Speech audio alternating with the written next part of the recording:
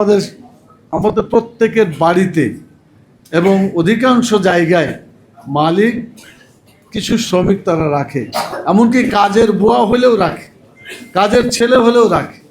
আপনি দেখেন ওরা সারা জীবন সালাম দিয়ে গেল আমাদেরকে, কিন্তু আমরা তাদেরকে কোনোদিন সালাম দিতে দেখলাম।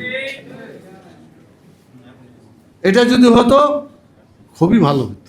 আপনাদের মনে আছে মুহাম্মদুর রাসূলুল্লাহ সাল্লাল্লাহু আলাইহি সাল্লাম, তিনি একটা খোয়া ভাঙ্গার যে শ্রমিক, আপনার এই হাদিস আপনাদের জানা আছে, অনেকেই শুনেছেন, যে তিনি তার হাতে মুসাফা করার সময় দেখে যে কালো এবং এটা একটু ঘট্টা পড়ে গেছে, যেটাকে বাংলা ভাষায় বলা হয়।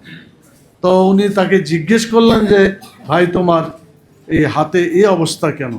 তো উনি বললেন যে সারাদিন আমরা পাথর ভাঙতে যে আমার এই হাতটা কালো হয়ে গেছে এবং এই ঘট্টাটা পড়ে গেছে।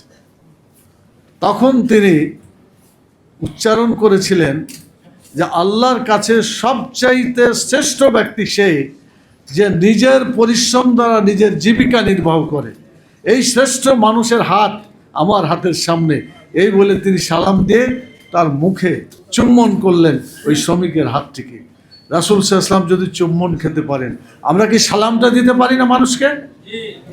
আমি আজকে এখানে যারা সুধীমণ্ডলী আছেন, এখানে যারাই কথা শুনছেন, প্রত্যেকে আমি বলবো শ্রমিকদের সম্মান প্রতিষ্ঠা করার জন্য সকলকে এগিয়ে আসতে হবে।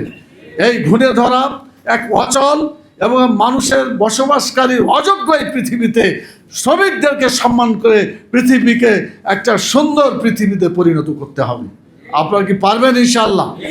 এই আওয়াজ প্রত্যেকটা জায়গায় তুলতে হবে, শ্রমিকদের সম্মান নিশ্চিত করতে হবে।